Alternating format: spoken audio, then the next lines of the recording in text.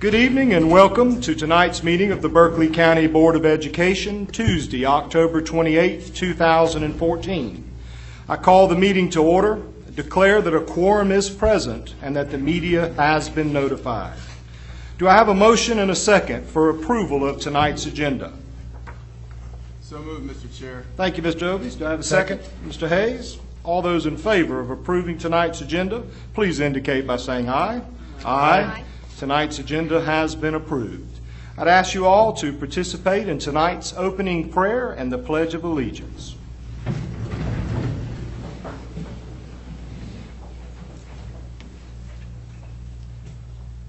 Our Father, who art in heaven, hallowed be thy name. Thy kingdom come, thy will be done, on earth as it is in heaven. Give us this day our daily bread, and forgive us our trespasses, as we forgive those who trespass against us. And lead us not into temptation, but deliver us from evil. For thine is the kingdom, the power, and the glory, forever and ever. Amen. I pledge allegiance to the flag of the United States of America, and to the republic for which it stands, one nation, under God, indivisible, with liberty and justice for all.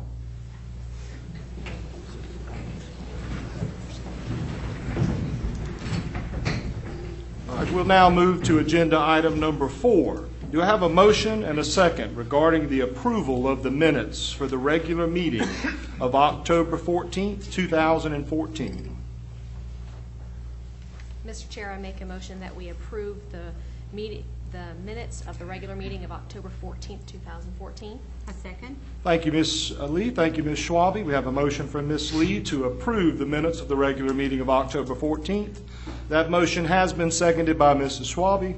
All those in favor of the approval of minutes as outlined in agenda item number 4, please indicate by saying aye. Aye. All opposed, same sign. That motion carries unanimously. The regular meeting minutes of October 14th have been approved. Moving on to agenda item number 5, entitled Approval of the September 2014 Head Start Budget Expenditures Report, the Head Start Credit Card Report, and prospective new hires. Do I have a motion and a second regarding agenda item number 5? Mr. Chair, I move that we approve agenda item number 5, the approval of the September 2014 Head Start Expenditures Report, the September 2014 Head Start Credit Card Report, and the prospective new hires as outlined in agenda 5. Do I have a second? Ms. Lee, thank you. Mr. Obie has made a motion. I'll repeat that motion here shortly for the record. That motion was seconded by Mrs. Lee. The motion reads as follows. A motion has been made to approve the September 2014 Head Start Budget Expenditures Report, Head Start Credit Card Report, and prospective new hires as presented in agenda item number 5. All those in favor of the motion, please indicate by saying aye. Aye. All opposed, same sign. The motion carries unanimously.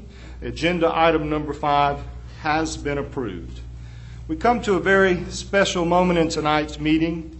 This does not happen very often.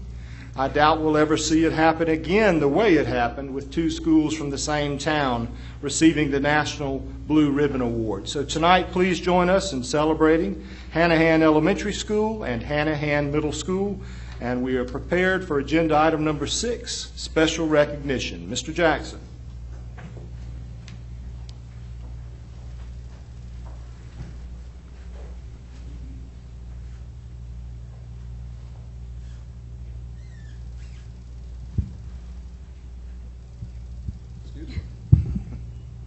Good evening, Chairman Murray, Dr. Thompson, members of the board. Tonight we're here to celebrate excellence and high academic achievement as we acknowledge our Blue Ribbon Schools of Excellence.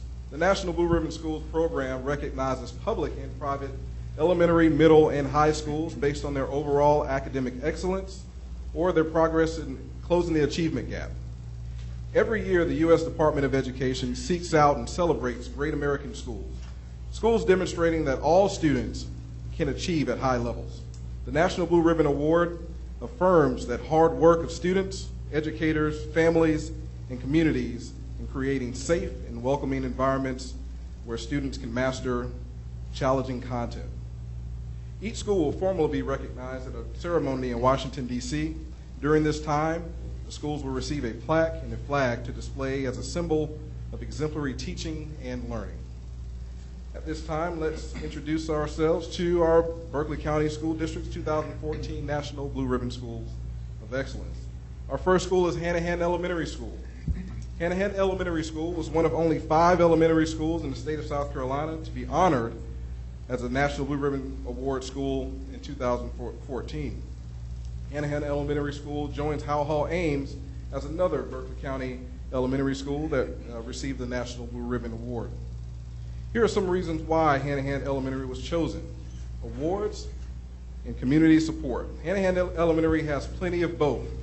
Hanahan Elementary is a neighborhood school with approximately 1,100 students in pre-K through 4th grade. It is also a Palmetto Gold and Silver Award recipient with excellent ratings for the past several years.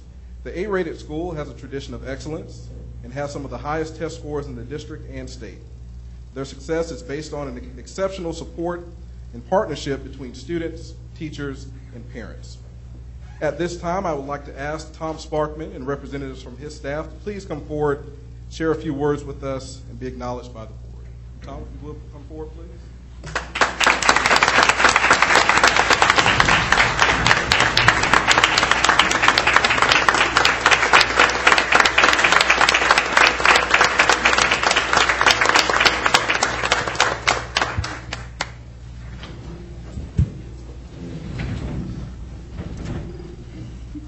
Seems kind of lonely up here. We're very proud to receive this award. I guess like any other award, we would consider it. You can't win an award like this without being a team effort. Appreciate our board members. We appreciate our district office staff. The things that he read, I've been, during my time there, have always been true. The community support allows us to keep a strong community. We shared the other night that we felt like this is a school award, but it's also a community award. And it makes it extra special, I think, to win it with Hanahan Middle as well. We appreciate all our great parents who support us, allows us to attract and keep really great teachers and great administrators. And we're just very proud and honored to receive this award. Thank you.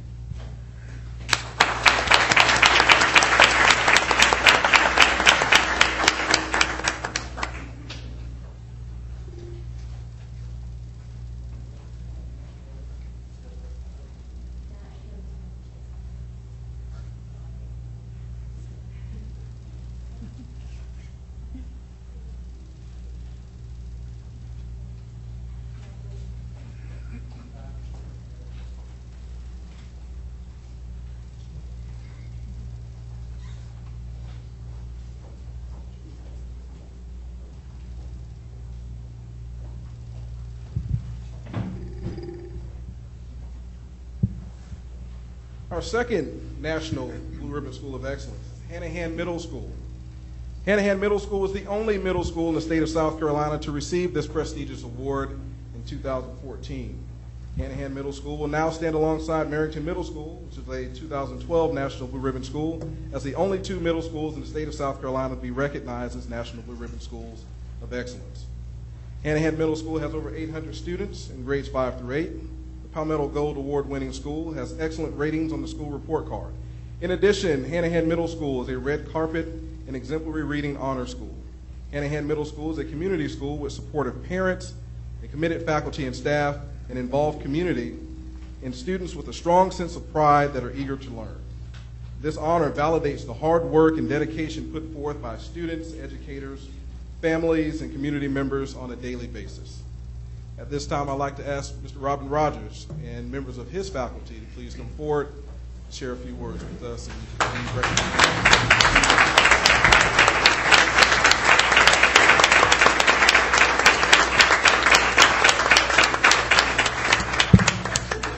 Thank you. I told Mr. Sparkman I was just going to say ditto because I figured everything he said was going to be the same thing I could say, but I have a few more things to say. I'd like to first introduce the staff I have with me. I have Ms. Elizabeth Scarborough, who's my instructional coach, and Ms. Christine Rogers, assistant principal, and Ms. Yvette Robbins, an assistant principal. Tremendous staff. I could not do what I do without them. I've always come to the philosophy that a good leader should surround himself with people a lot smarter and more talented than himself, and I think I've done that because they definitely are a good group to be with. This is an outstanding honor for the Hanahan community to have 2 schools in the same year named National Blue Ribbon Schools. It validates the hard work, the dedication of our teachers, our students, and our parents. Before I got to Hanahan Middle School, some 30 years ago, I taught at Westview Middle School. And before the chairman of the board became chairman, and before he became doctor, he taught in the room right beside me. So, and he and I kind of followed our careers through education, and he was always on me about going to get my doctorate. And, you know, I told him years ago that I was educated beyond my intelligence, and I didn't need a doctorate. But I can tell you I am definitely glad that he chose his route, and he is the chairman of the board because he does an excellent job. But I could not be more happier to be the principal of Hanahan Middle School and be in the community of Hanahan. It's a great place to be. I know people think I've heard the word Candyland before, but it's not Candyland. It is just a great place to be, and it's a great honor for the community of Hanahan. Thank you.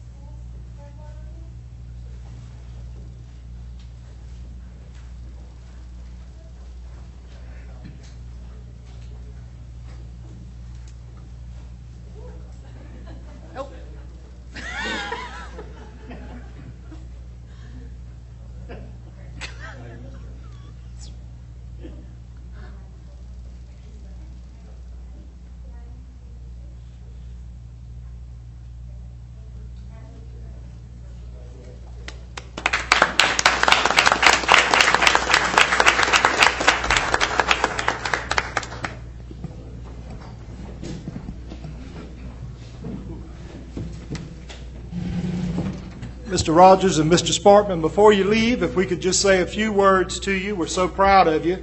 We don't want this moment to go by without telling you how proud we are of you. We had a great time the other night at Hanahan Elementary, Mr. Sparkman. You threw a great party. We had old principals, retired teachers, city council, the mayor. It was a wonderful time. And I'm going to echo my comments from that meeting for the group here tonight. I want everybody to understand, if you are not in public education or if you are, this award is a big deal. It's the biggest award in education. So be proud that it not only happened once, it happened twice, and for a total of 4 times. Berkeley County is a great place to be. And I owe you so much, Mr. Sparkman and Mr. Rogers. I appreciate your comments, Mr. Rogers, about me serving as chair. I assure you I've had little to nothing to do with your success. You as well, Mr. Sparkman. But I do remember you back in the late 80s teaching side by side. And you didn't have the gray hair, and I wasn't as big around the waist as I am now. But we had some good times teaching children because we took it seriously. And if you'll remember, we used to spend time after school playing basketball with some of the kids who would be referred for discipline. And that really helped them do well in school to make those relationships with us. Just to keep it short and sweet, we are extremely proud of you. The City of Hanahan, the Berkeley County School Board, the Berkeley County School District. You guys have reached the peak of your careers, and I congratulate you on that, all of you. Thank you. Any other comments for the Hanahan Elementary and Hanahan Middle School groups? Oh, good. Just to echo how proud I am as well. I shared with Mr. Rogers that at work the other day I watched the emails flurry around all day about both of these schools and all the connections that my colleagues at work have with all of you and your teachers. And so thank you for what you do. You will never be thanked enough for the hard work. And I hope you let all of your colleagues back at school know that we're having this moment for them too, and how much we appreciate everything you do for children. I'd like just to reflect back to the day that when we learned that you guys were recipients of the National Blue Ribbon. I received an email from the U.S. Department of Education that I needed to watch the announcement. A couple of minutes later, I received another email that I needed to watch the announcement. So when I tried to log on, the Berkeley County filter got me. So I couldn't get to the announcement, but eventually after calling a few people, I think I walked out in the parking lot and got on through 3G around our filter. So Diane, your filter does a great job. But to read the announcement, not one but two schools, is just amazing. And we've been blessed to have 4 schools in our district the last couple of years. And I will truly say what I said to the other schools, let's congratulate Hanahan High School, or Hanahan Middle and Hanahan Elementary for their accomplishments. But we have blue ribbon schools all over the district. They just haven't been recognized yet. But thank you for setting the pace for us and letting others know what the expectation level needs to be. Congratulations.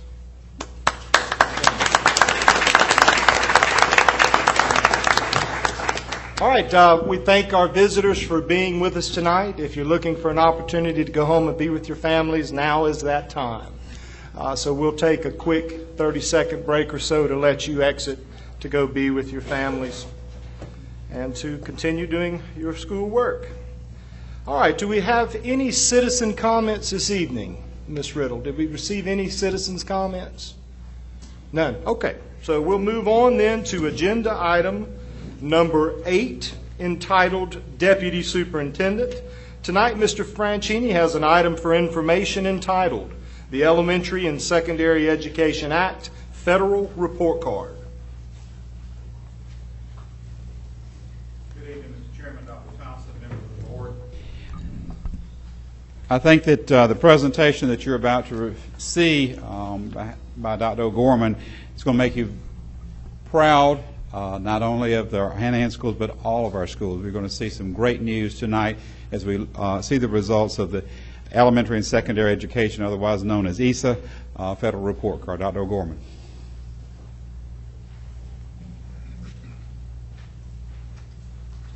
Give me 1 second. Pull this up.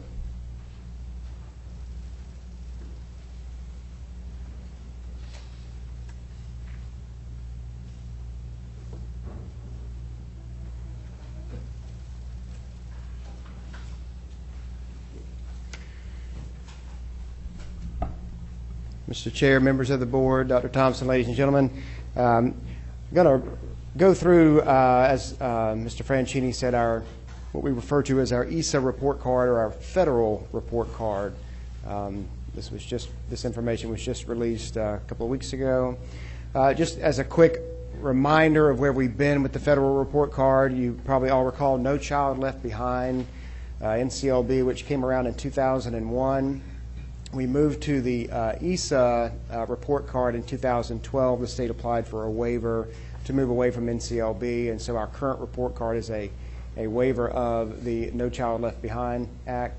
In August of 2013, our federal report card, our ESA report card, changed just a little bit. They added the graduation rate subgroups, and they more than tripled the number of objectives, the ways in which we were measured. And then in September of 2013, there were some other changes that were added. So for this current report card, just want to go over a few of those. So a school has to be in operation for 2 years to get an ESA report card. The group for all students has no minimum size. That N just means number. The subgroup size is less than or greater than 30, unless it's the graduation rate, it's 10. So if we have 11 students in a subgroup, it is officially a subgroup. In years past, they have lagged some of the data. So our graduation rate for last year was actually the grad rate from the year before, and same thing with EOC. That's changed. So the EOC results that are counted are for the current school year. The same thing for the grad rate is the current school year, or 2014 school year, I should say. And they merge the students with special needs assessment results with the other assessment scores. That's a little bit different. So here's the breakdown of the numerical grade to letter grade conversion. You see 90 to 100 is an A, so on and so forth. We'll revisit that in just a second. Here is a breakdown of the actual cut scores for each measure. So I want to point out that for the elementary score, this is an average in 2013. So students had to have a 635 in 2013 to meet this cut, or our average score did, and it bumped up to 640 in 2014. You can see in middle school, 628 to 632, and then this is the HSAP for high school. Cut score there is 200, and then they use the EOC results for science and social studies at the high school, and of course 70 is passing there. And you see the grad rate bumped up 1%. So the bar was lifted, so to speak, from 2013 to 14, in addition to the other changes I just talked about. So these are the cut scores for 2014. Now, I want you to pay attention to this column right here. I'm going to give you a quick example. So our average for all elementary kids taking the ELA pass is score a 640. That our average had to be 640. But if you look at the actual cut scores for our state assessment, 600 is actually passing. So we only have to score a 600 to pass the test, the child does, but we have to have an average score of 640 to meet the federal requirements. So just want to point out that the mean cut score that we have to meet on the federal report card is well above what students have to score to actually pass the test. In fact, in third grade, 642 is at the very top end of MET, and we start moving into the exemplary level, and you can see those levels over here. So it doesn't mean that they are at grade level. They're actually well above. Now, this is a very confusing chart. The report card itself is not easy to read. Essentially, on the report card, you either get a 0 or a 1, or you get a 0.6, 0.7, 0.8, or 0.9. Those are the possibilities. So for each subgroup, for each category, you're going to get a 1 or a 0 or one of these scores over to the side. And this essentially just says if your average score at a school is from 600 to 610, you're going to get a 0.6. So if you didn't meet the 640 cut score. And you see it goes all the way up to 0.9. And I'll show you what that looks like on the actual report card. And again, I know that's a little bit confusing. So here is actually a snapshot of kind of zooming in on our report card. Our overall score for the district is an 85.6, which is a B. You can see our elementary score was an 87, middle an 83, and high school was an 88.9. Those are all Bs. So what does that B mean? That means that we exceeded the state's expectations. So just to keep in mind that a B is above what the expectation is for the state. The C is meets expectations, so we are above that for the second year in a row. All right, so as I said earlier, we're going to get a 1, a 0, or some of these decimal, points for our achievement levels, and you'll see some of this on the actual report card. I know this is really hard to see, especially from where I'm sitting. This is the elementary matrix. So here are the actual subgroups. So you'll see all students, male, female, so on and so forth. And then over here you've got ELA, math, science, social studies, and then you've got ELA percent tested and math percent tested. They just want to make sure that we tested all the students that we were supposed to. I've got this circled at the bottom. This is the weight for each one of these categories. So ELA carries a 40% weight, math carries a 40% weight, science and social studies only carry 5% each, and percent tested is only 5% each. So unlike our state report card, there's a much heavier weight on ELA and math. And as you look at the the rest of these scores, you'll see 1s, 0.9s, 0.8, so on and so forth. This is our disabled group. We have a 0, a 0.3, and a 0. So that's an area where we need to improve. So as we go through, you'll see me point out some strengths and weaknesses as we go through this. So that is, as you scan that, you can see that those are our low areas. So this is our middle school matrix. It's got the same breakdown in terms of weight, the same categories with ELA, math, science, and social studies. And you see once again that our disabled population is not meeting the mean cut score of 640 in those categories. So moving on to high school, we've got, again, ELA, math, science, and social studies. You've got percent tested, and then you've got the graduation rate, and that's a 30% weight there. And you'll see that there's lesser weight there for ELA and math. You're still sitting at 5% there for science and social studies. And so once again, if we look across the board, we've got our disabled not meeting it in math and history and our grad rate. We only got partial points there for grad rate, and again, that mean score they did not meet. Okay. So moving on, this is our historical graduation rate from 2009. You see that we've gone up to 80. What we're currently given credit for is 80.3. We are still in dispute with the state. It should be, in our opinion, 81.3. We are still haggling with them. I'll keep you posted on that.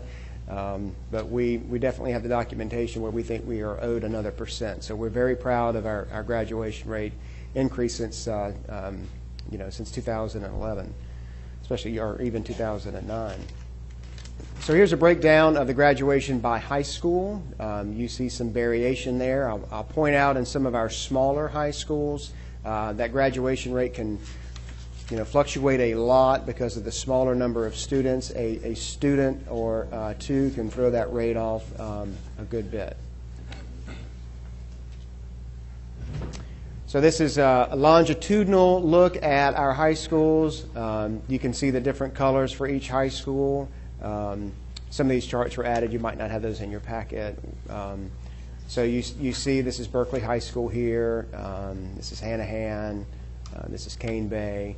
And so you see, for the most part, that dramatic increase for some of our schools. And again, some of our smaller schools, you see a downward trend, but that might not be as significant as it looks, again, because of the smaller numbers of students in the school.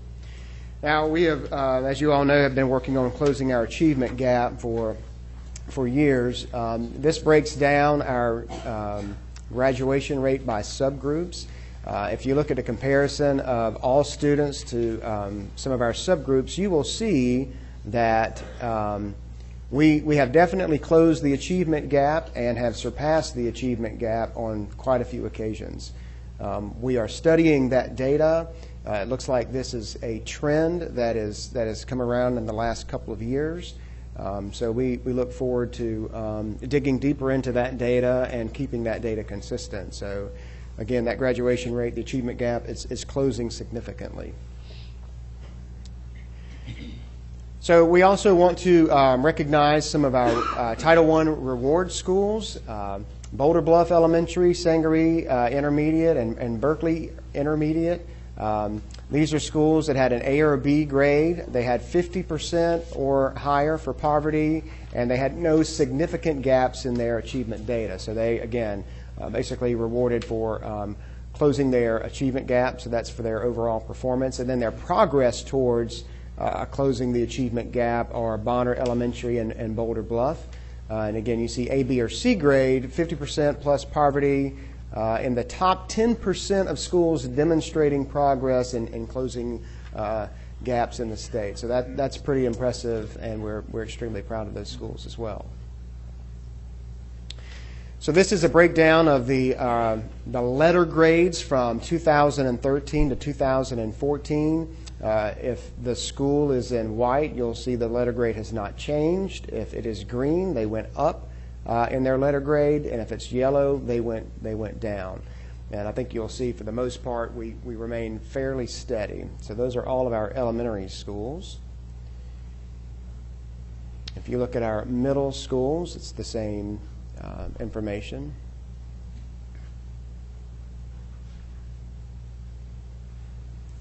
And here are our high schools. So you see, for the most part, we had a lot of gains there at the high school level. We've been, again, studying that. Our achievement, or excuse me, our graduation rate for 2014 on this report card is basically compared to the grad rate for 2012 because of the way they changed the formula. We actually missed 1 year of our grad rate. So, again, because of our grad rate increase over the last couple of years, it's really brought up these scores. Now, this is an interesting chart.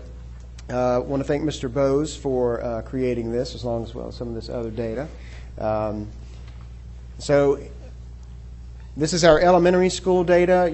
We've got our subgroups all down the left-hand side, all students, male, female, so on and so forth. This mean ELA, mean is just a fancy word for average. So these are average scores for Berkeley County, and then for math, science, and social studies, and then percent tested, so on and so forth. Just want to point out, if it is a green block, that means that we surpassed the state mean score.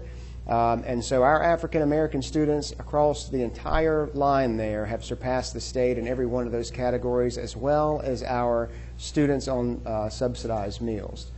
I don't think this is American Indian, Alaskan. This population was not very large, so I did not circle that one. So this is our middle school data. You see again African American, our disabled population, our limited English proficiency students, and our students on subsidized meals, again outperforming the state on average there. And this is our high school data. African American, disabled, limited English proficiency, and our subsidized meals. So essentially what this says to me is that the gap is a lot narrower in Berkeley than it is across the state. Our subgroups are performing well above the state average, and we're pretty proud of that performance.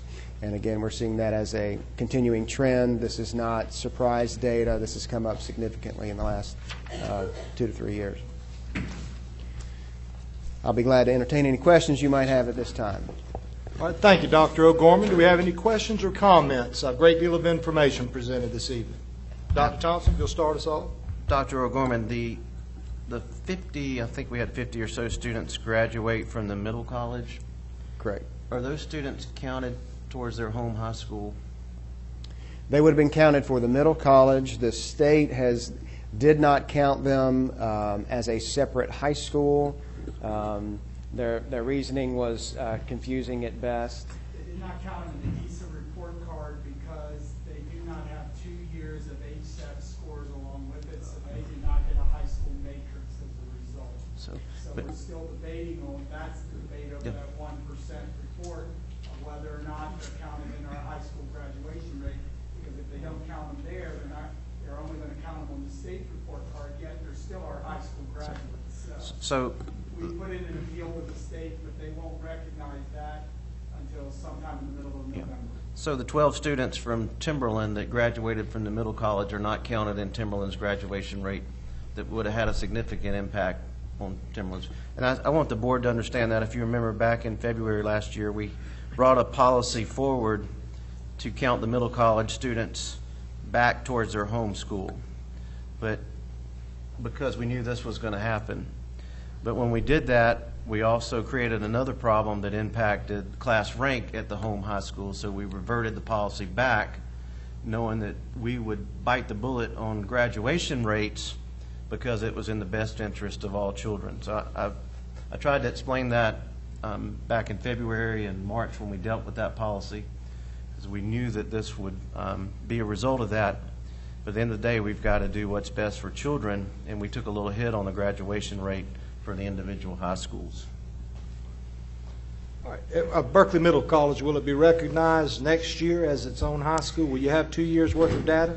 Because we won't have HSAP data. 9th and 10th grade data will not, so then they will not get the report cards. I got you. Thank you. So we're fighting with them to include those students, however, in our overall district graduation rate, and they are unresponsive to that request at this point. Do we have any other questions or comments for Dr. O'Gorman? Mr. Obey. I got one question. On your previous slide, so if you fall in one category, can you count in another category as well? I couldn't hear you. On the previous slide, on that slide right there? Yep. So if you fall in one of the categories there at the top, can you still count and say Yes. subsidized meal category and stuff? Yes. So they can be double counted?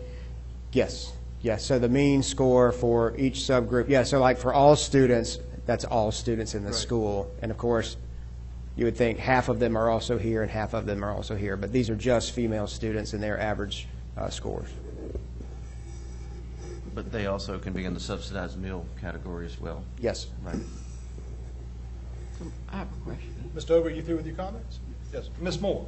Yeah, my question is, so the middle college, they're not ranked to get top honors like the regular high school? That's right. The way they do the calculations on this report card, they were not given a report card, but essentially because they don't have the test scores that are offered at our other high schools. Any other questions or comments? Hearing none, Dr. O'Gorman, you certainly have provided us with a great deal of information. We thank you for that. Next up is agenda item number 9, financial services tonight. Mr. Thomas will bring to the Board of Education 2 items for action.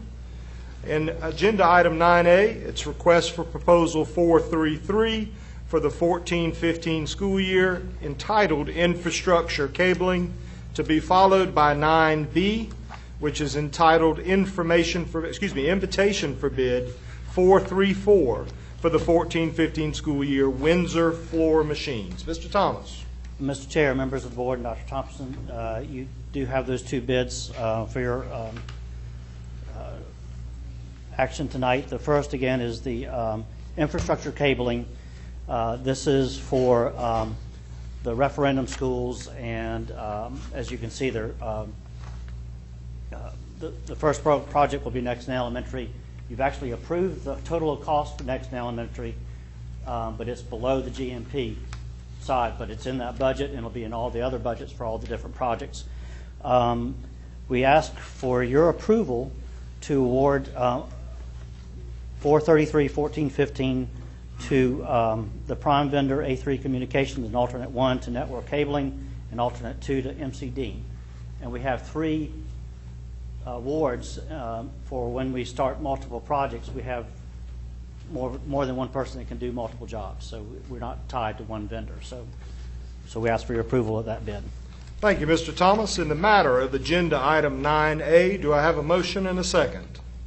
Mr. Chair, I make a motion to approve RFP 433 for infrastructure cabling to A3 Communications as the prime vendor, and alternate number 1 to Network Cabling Infrastructure, and alternate number 2 to MC Dean Incorporated, for a total award for Nexton Elementary project for $142,258.33, and for the future projects as presented by Mr. Thomas in Finance Agenda Item 9A. Thank you, Mr. Hayes. Do I have a second? A second. Thank you, Ms. Schwabe. A motion has been made by Mr. Hayes. That motion was seconded by Ms. Schwabe to approve the recommendation of the administration for RFP 433 for infrastructure cabling to A3 Communications as the prime vendor, and alternate number 1 to Network Cabling Infrastructure, and alternate number 2 to MC Dean Incorporated, for a total award for Nexton Elementary project for the amount of $142,258.33, and for future projects as presented by Mr. Thomas in Finance Agenda Item 9A. I'll open the floor for any discussion. Any questions or comments for the motion or Mr. Thomas? I do have one question. Mr. Obey? On the alternatives, how were they determined that they won the alternative bid? Because I noticed in the packet that we were given, the 2 that were picked as the alternatives were, if I remember correctly, lower in the score but higher in the price. Diane, did you hear that? Yeah, I actually wasn't on that committee, but I honestly don't remember.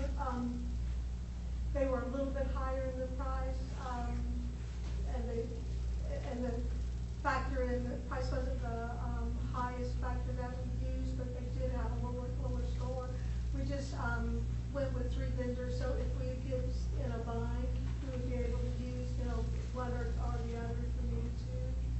So we wouldn't have gone with who would have gotten, quote, second or third place? We would just, based on the project and the cost, we have the flexibility to award to one of those three vendors based on the timing of that project. So we just wanted more than one vendor to be out there just in case. So one vendor is not getting tied up with all the projects. I got that, but just they were the alternates are the two highest bidders. Yeah.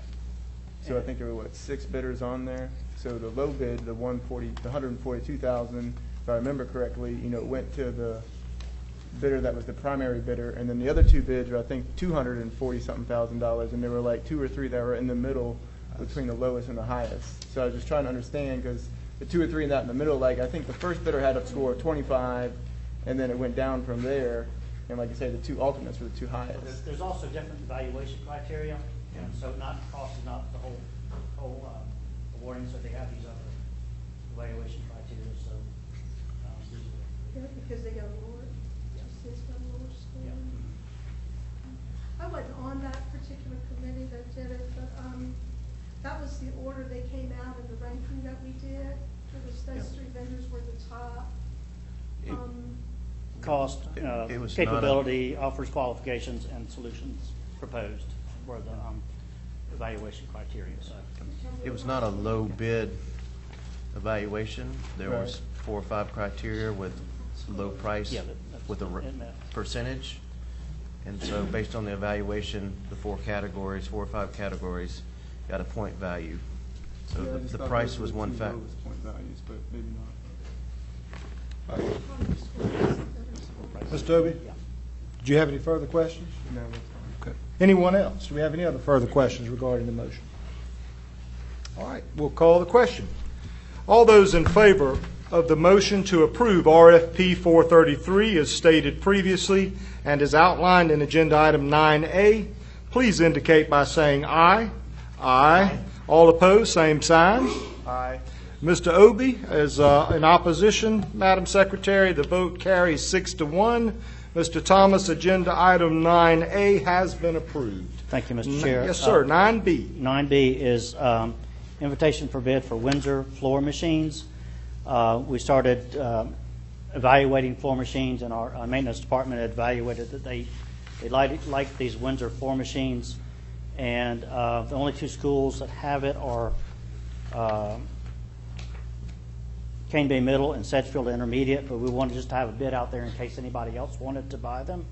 And also, as new schools come on board, we would be able to use this bid for floor machines when they start equipping the school. So we ask for your approval to award IFB 434 to JanPAC for an estimated cost of $213,450, and that was based on just a number that we put out there as far as estimating the total cost. Not saying that we'd spend that, but just in case. All right, thank you, Mr. Thomas. You've heard the administration's recommendation. Do we have a motion and a second regarding Agenda Item 9B? You do, Mr. Chair. I make a motion to approve IFB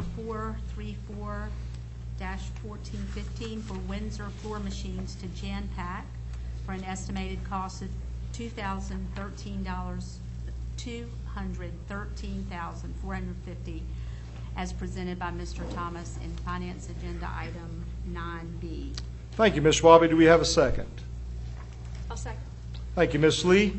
I'll restate the motion. A motion has been made by Ms. Schwabe, seconded by Ms. Lee, to accept the administration's recommendation to approve IFB 434 for the 14-15 year for Windsor floor machines to JanPAC for an estimated cost of $213,450 as presented by Mr. Thomas in Finance Agenda Item 9B. Do we have any questions regarding Agenda Item 9B? Ms. Lee, I'm sorry. Would this be to replace any of the existing floor machines that we have? Just to just have a new bid out ones? there in case they wanted to replace them if they're aging out, or for new schools as we have them coming on. So, Any other questions, Ms. Lee?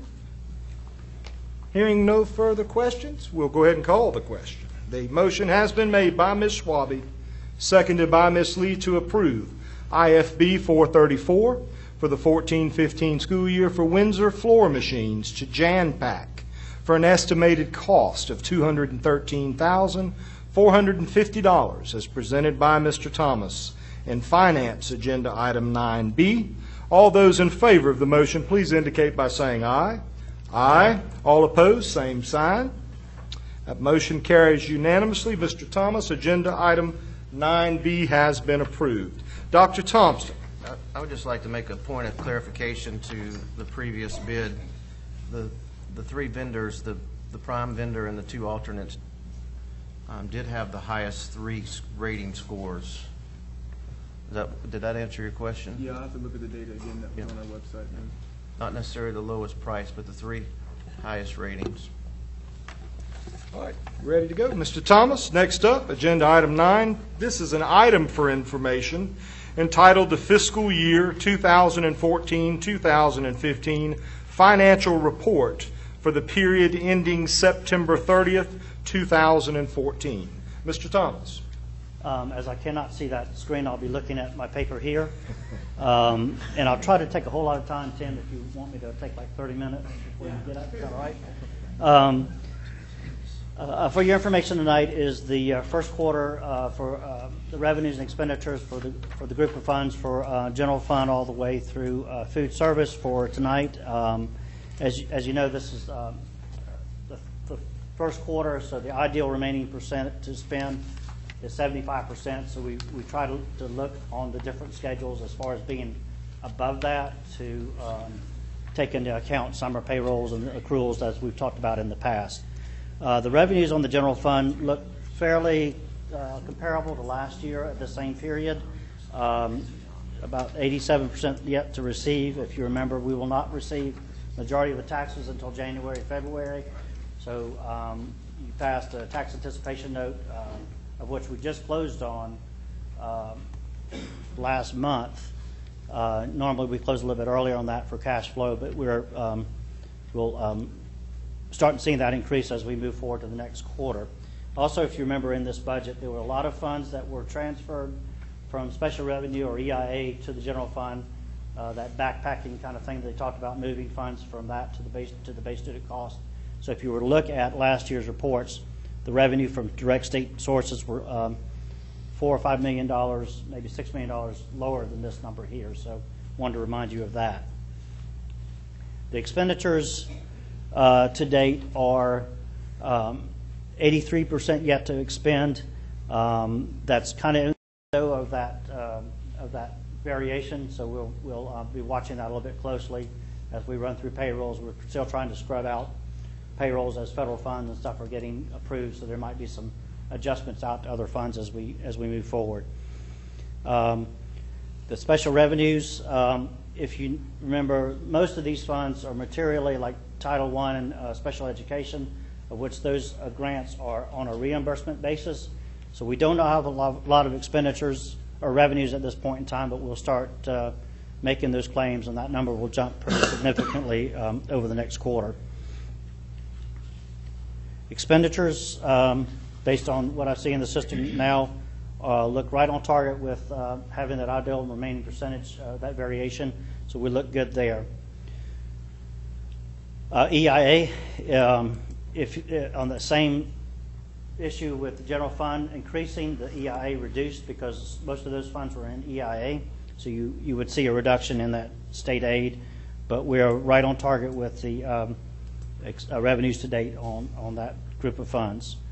The expenditures to date are also materially, a lot of these are salaries, and so we're in a good place as far as that ideal remaining percentage there. Capital projects. This is kind of going to be a multi-year schedule. As you know, we'll issue bonds over the next 2 or 3 years for the multitude of the referendum projects. So we'll see, you'll see some of that balance yet to receive fairly high compared to the budget because we haven't issued the last piece of that phase of bonds.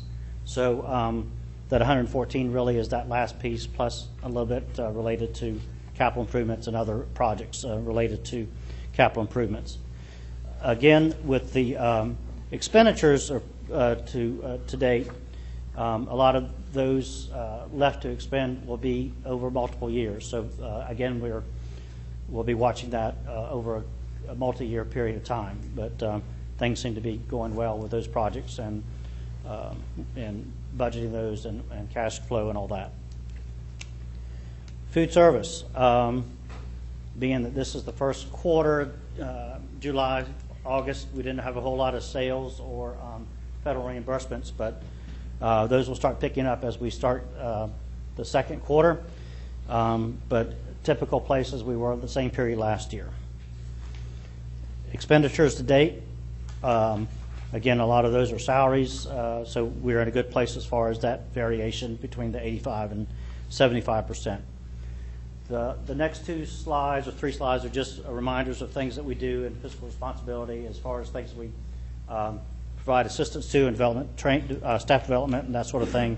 So we just wanted to continue reminding you of those items, procurement code, and then the procurement court reports that we will see in January of 2015 and July of 2015 for this fiscal year for those 6 months mandatory reports.